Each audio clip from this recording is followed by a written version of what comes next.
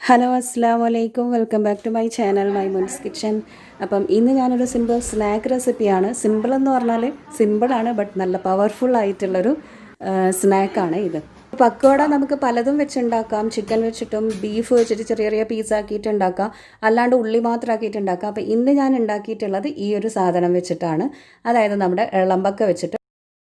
നമ്മളിവിടെ ഇതിനെ ഇളമ്പക്ക എന്നാണ് പറയുക, അല്ലാണ്ട് പല പേരുകളും ഉണ്ടല്ലേ. അതെന്താണെന്നുള്ളത് ഒന്ന് കമൻറ്റ് ചെയ്യണേ. നിങ്ങളെന്താ പറയുക, നിങ്ങളിത് വെച്ചിട്ട് എന്തൊക്കെയാണ് ഉണ്ടാക്കാറ് എന്നുള്ളതും ജസ്റ്റ് ഒന്ന് പറയണേ. പിന്നെ ഈ ഇളമ്പക്ക നമുക്ക് തോടോട് കൂടിയിട്ടുള്ളത് വാങ്ങാൻ കിട്ടും, അല്ലാണ്ട് ഫ്ലഷ് മാത്രമായിട്ടുള്ളത് കിട്ടും കേട്ടോ, കിലോ കണക്കിന്. അപ്പം ഞാനിത് തോടോട് കൂടിയിട്ടുള്ളതാണ് വാങ്ങിയത്. അത് എന്നിട്ട് വേവിച്ചതിന് ശേഷം ഈ ഇറച്ചി മാത്രം എടുത്തതാണ്. അപ്പോൾ അതിൻ്റെ വീഡിയോ ഞാൻ ഇതിനു മുമ്പ് കക്ക ഇറച്ചീൻ്റെ ഈ ഒരു ഇളമ്പക്കൻ്റെ ചോറുണ്ടാക്കിയ സമയത്ത് കാണിച്ചിട്ടുണ്ട്. എങ്ങനെയാണ് തോടിൽ നിന്ന് ഇറച്ചി എടുക്കുന്നത് എന്നുള്ളത് ജസ്റ്റ് അതിൽ പറയുന്നുണ്ട്, കാണിക്കുന്നുണ്ട്. അപ്പോൾ ആ ഒരു വീഡിയോ ഞാൻ ഡിസ്ക്രിപ്ഷനിൽ ലിങ്ക് കൊടുക്കാം, എല്ലാവരും ഒന്ന് വീഡിയോ കാണണേ. പിന്നെ പക്കോടക്ക് വേണ്ടിയിട്ടുള്ളത് സാധാരണ പോലെ തന്നെ ചോപ്പ് ചെയ്തിട്ട് ഞാനിപ്പം 2 ഉള്ളി, വലിയ ഉള്ളിയാണ് എടുത്തത്, അത് 2 ചെറുതായിട്ട് ചോപ്പ് ചെയ്തെടുത്തിട്ടുണ്ട്. പിന്നെ കുറച്ച് മല്ലിയിലയും പുതിനയിലയും കുറച്ചധികം തന്നെ ഇഞ്ചി ചോപ്പ് ചെയ്തിട്ടും എടുത്തിട്ടുണ്ട്. കുറച്ച് ജസ്റ്റ് ഒന്ന് ചതച്ചിട്ടൊരു പേസ്റ്റ് പോലെ ആക്കിയിട്ടും എടുത്തിട്ടുണ്ട്. അപ്പോൾ ഇതെല്ലാം ഞാനിപ്പം വലിയൊരു പാത്രത്തിലേക്ക് മാറ്റിയിട്ടുണ്ട്. അതായത് നമ്മുടെ ഇളമ്പക്ക, ഇഞ്ചി ചതച്ചത്, പിന്നെ അതുപോലെ തന്നെ ഉള്ളി അരിഞ്ഞത്, കുറച്ച് മല്ലിയില പുതിനയില അരിഞ്ഞത്. ഇതിൻ്റെ കൂടെ തന്നെ കുറച്ച് കാര്യങ്ങളും കൂടെ ചേർക്കാനുള്ളത് എന്തൊക്കെയാണെന്ന് വെച്ചാൽ ഞാനിപ്പോൾ ഒരു 1/2 മുതൽ 1 ടീസ്പൂൺ വരെ മഞ്ഞൾപ്പൊടി ചേർത്ത് കൊടുക്കുന്നുണ്ട്. പിന്നെ ഇതിലേക്ക് അങ്ങനെ മുളക് പൊടീൻ്റെ ആവശ്യമില്ല. കളറൊക്കെ വേണമെന്നുണ്ടെങ്കിൽ ഒരു 1/2 ടീസ്പൂൺ കാശ്മീരി റെഡ് ചില്ലി ചേർത്ത് കൊടുക്കാം. പിന്നെ എരിവിന് വേണ്ടിയിട്ട് ഇതിൻ്റെ കൂടെ തന്നെ ഒരു 3 പച്ചമുളക് അരിഞ്ഞിട്ട് ചേർത്ത് കൊടുക്കാം. അത് ഓരോരുത്തരുടെ ആ ഒരു എരിവിൻ്റെ ടേസ്റ്റ് നോക്കിയിട്ട് ചേർത്ത് കൊടുത്താൽ മതി. എല്ലാം കൂടെ കൈകൊണ്ട് തന്നെ നന്നായിട്ട് കുഴച്ചെടുക്കണം. പിന്നെ ഈ കല്ലുമക്കായ അതുപോലെ ഈ ഇളമ്പക്കയൊക്കെ നമ്മൾ ഇങ്ങനെ പക്കോട ഉണ്ടാക്കുമ്പം അതിലേക്ക് ഇഞ്ചീൻ്റെ ടേസ്റ്റ് കുറച്ച് കൂടുതൽ മുന്നിട്ട് നിൽക്കുന്നത് നല്ല അടിപൊളി ടേസ്റ്റ് ആയിരിക്കും. അപ്പം ഞാനിപ്പം ഇതിലേക്ക് 1 ടീസ്പൂൺ വെളുത്തുള്ളി ചതച്ചതും അതുപോലെ തന്നെ 1 ടേബിൾ സ്പൂൺ ഇഞ്ചി ചതച്ചതും കൂടെ ചേർത്ത് കൊടുക്കുന്നുണ്ട്. മിക്സിയിൽ ജസ്റ്റ് ഒന്ന് ക്രഷ് ചെയ്തെടുത്താൽ മതി. ഇനിയിപ്പോൾ ഇതിലേക്ക് ഒരു 4 ടേബിൾ സ്പൂൺ കടലമാവ് ചേർത്ത് കൊടുക്കാം. പിന്നെ ഇതിലേക്ക് ഒരു 3 ടേബിൾ സ്പൂൺ പച്ചരി പൊടി ചേർത്ത് കൊടുക്കാം. പച്ചരി പൊടിച്ചതിന് ശേഷം ഞാനൊന്ന് വറുത്ത് വെച്ചിട്ടുണ്ടായിരുന്നു കേടാവാണ്ടിരിക്കാൻ. പിന്നെ ഇനി എന്താ ചേർത്ത് കൊടുക്കേണ്ടതെന്ന് പറഞ്ഞാൽ ഇതിൻ്റെയൊക്കെ ഡബിളായിട്ട് ഒരു ബൈൻഡിങ് നന്നായിട്ട് കിട്ടാൻ വേണ്ടിയിട്ട് മൈദയാണ് ചേർത്ത് കൊടുക്കുന്നത്, മൈദ. അപ്പോൾ മൈദൻ്റെ അളവ് എങ്ങനെയാണെന്ന് വെച്ചാൽ എന്താ പറയുക, ഈ ഒരു മാവ്, ഈ ഒരു കൂട്ടുണ്ടല്ലോ, അത് നന്നായിട്ടൊന്ന് ബൈൻഡ് ചെയ്ത് കിട്ടണം. നന്നായിട്ട് നമുക്കൊന്ന് പിടിച്ച് കഴിഞ്ഞാൽ ആ ഒരു ബൈൻഡിങ് കിട്ടാൻ വേണ്ടിയിട്ടുള്ള അത്രയും മൈദയാണ് ചേർത്ത് കൊടുക്കേണ്ടത്. അപ്പോൾ ഞാനിപ്പോൾ ഒരു 1/2 കപ്പോളം മൈദ ചേർത്ത് കൊടുത്തിട്ടുണ്ട്. പോരാത്തത് നോക്കി ചേർത്ത് കൊടുക്കാം. ഇനിയിപ്പോൾ ഇതിലേക്ക് എല്ലാം കൂടെ കൈ കൊണ്ട് വെച്ചിട്ട് നന്നായിട്ട് ആദ്യം ഒന്ന് കുഴച്ചെടുത്തതിന് ശേഷം വെള്ളം വേണമെന്നുണ്ടെങ്കിൽ ഈ ഇളമ്പക്ക വേവിക്കുന്ന സമയത്ത് തന്നെ ഇളമ്പക്കയിൽ നിന്ന് വെള്ളം നന്നായിട്ട് ഇറങ്ങി വരും. ആ ഒരു വെള്ളം ചേർത്താൽ മതി. ഈ ഇളമ്പക്ക ഞാനിപ്പോൾ ഇത് തോടോട് കൂടിയിട്ടാണ് വാങ്ങിയത്, അല്ലാണ്ട് നമുക്ക് ഇതിൻ്റെ ഇറച്ചി മാത്രമായിട്ട് പാക്കറ്റിൽ ഇത്ര കിലോ എന്ന് പറഞ്ഞിട്ട് വാങ്ങാൻ കിട്ടും. അപ്പോൾ ഇത് തോടോട് കൂടി വാങ്ങിയത് കൊണ്ട് തന്നെ ഇത് ആദ്യം വേവിച്ചിട്ട് ഇതിൻ്റെ ഇറച്ചി മാത്രം എടുക്കണം. അപ്പോൾ അതെന്താ ചെയ്യാന്ന് വെച്ചാൽ കഴിഞ്ഞ വീഡിയോയിൽ ഞാൻ കാണിച്ചിട്ടുണ്ട്. ഇളമ്പക്കൻ്റെ ചോറുണ്ടാക്കിയ സമയത്ത് വീഡിയോയിൽ ഞാൻ പറയുന്നുണ്ട്, എങ്ങനെയാണെന്നുള്ളത് കാണിക്കുന്നുണ്ട്.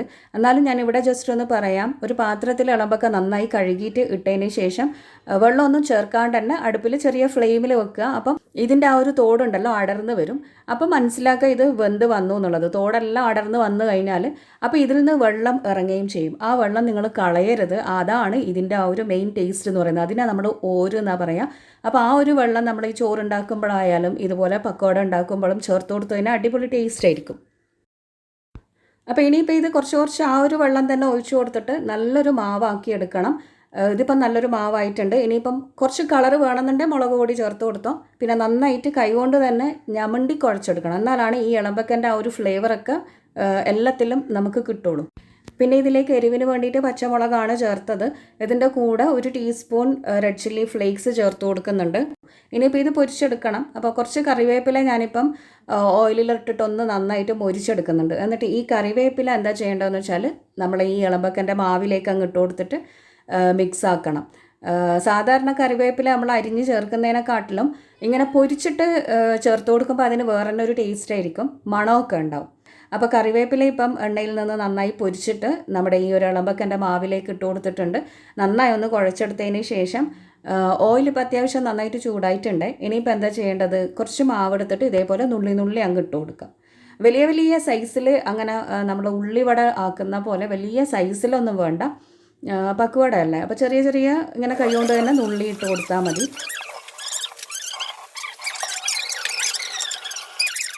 എന്നിട്ട് ഇത് ഫ്ലെയിം ഒരു മീഡിയം ഹൈ ആക്കിയാൽ മതി, ഒന്ന് ചെറുതാക്കി വെക്കണം.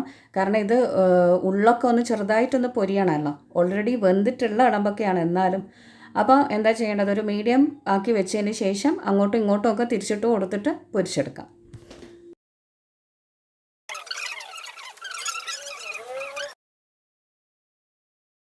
പിന്നെ ഈ ഇളമ്പക്ക ഇറച്ചി എന്ന് പറയുന്ന കല്ലുമ്മക്കായ പോലെ തന്നെ ഒരുപാട് വേവിൻ്റെ സമയമൊന്നും ഇല്ലല്ലോ. അപ്പം ഞാൻ തോടുന്ന് അടർത്തിയെടുക്കാൻ വേണ്ടിയിട്ടുള്ള ഈസി പണിക്ക് വേണ്ടിയിട്ടാണ് ആദ്യം ഈ തോടോട് കൂടിയിട്ട് വേവിച്ചെടുത്തത്. അപ്പോൾ തോടോട് കൂടിയിട്ട് അല്ലാണ്ട് നമ്മൾ വാങ്ങുമ്പം, അതായത് ഈ ഇറച്ചി മാത്രമായിട്ട് നമുക്ക് പാക്കറ്റിൽ വാങ്ങാൻ കിട്ടും. അങ്ങനെ വാങ്ങുമ്പം പ്രത്യേകിച്ച് നിങ്ങൾ വേറെ തന്നെ ഒന്ന് വേവിച്ചെടുക്കേണ്ട ആവശ്യമൊന്നുമില്ല. ജസ്റ്റ് എല്ലാം കൂടെ ഇട്ട് മിക്സ് ആക്കിയാൽ മതി. ഇതേപോലെ തന്നെ ഞാനൊരു കല്ലുമ്മക്കായ പക്കോടയും ഉണ്ടാക്കിയിട്ടുണ്ട്. അപ്പോൾ നമ്മുടെ ഉമ്മാമാൻ്റെ ഒരു ഫേവറേറ്റാണ് കല്ലുമ്മക്കായ ഇതേപോലെ പക്കോട ഉണ്ടാക്കുന്നത്. ഇതേ സെയിം മെത്തേഡ് തന്നെ, ഇതിന് മുമ്പ് ഞാൻ വീഡിയോ കാണിച്ചിട്ടുണ്ട്, വേണമെങ്കിൽ ലിങ്ക് ഞാൻ ഡിസ്ക്രിപ്ഷനിൽ കൊടുക്കാം കേട്ടോ. അപ്പോൾ അതും അടിപൊളി ടേസ്റ്റാണ്.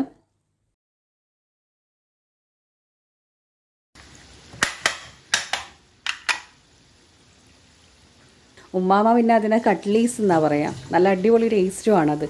അപ്പോൾ ഇനിയിപ്പോൾ ഇതെന്താ ചെയ്യേണ്ടതെന്ന് വെച്ചാൽ എണ്ണയിൽ അങ്ങോട്ടും ഇങ്ങോട്ടും ഒക്കെ തിരിച്ചിട്ട് കൊടുത്തിട്ട് നല്ലൊരു ഗോൾഡൻ ബ്രൗൺ കളറായി വന്നു കഴിഞ്ഞാൽ എല്ലാം അങ്ങ് ഫ്രൈ ചെയ്തെടുക്കാം. പിന്നെ ഇതിൻ്റെ കൂടെ മസാല ടീ ആണ് ഉണ്ടാക്കിയത്. വീഡിയോ ഞാൻ ഇതിന് മുമ്പ് ഒരു സ്നാക്കിൻ്റെ കൂടെ കാണിച്ചിട്ടുണ്ട് മസാല ടീ ഉണ്ടാക്കുന്നത്.